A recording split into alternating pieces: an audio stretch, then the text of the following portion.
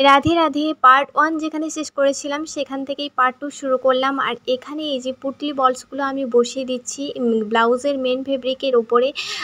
এই কাজটা করছি, এর ভেতরে তুলো দিয়ে তারপরে এরকম রাউন্ড শেপ করে আমি এই দাগ বরাবর সেলাই করে দিচ্ছি।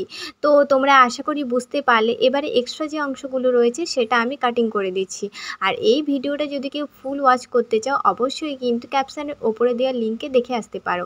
এরপরে দেখো মেন ফেব্রিকের ওপরে লাইনিংটা রেখে আমি পিনটা সেট আপ করে নিলাম। এবার এর উপর থেকে আমি সেলাইটা করে নিচ্ছি সুন্দরভাবে, যেখান থেকে সেলাইটা ছিল সেখান থেকে সেলাইটা করে নেওয়ার পর 1/2 ইঞ্চ রেখে আমি কাটিং করে দিচ্ছি এবং ছোট ছোট করে কাট লাগিয়ে দিচ্ছি।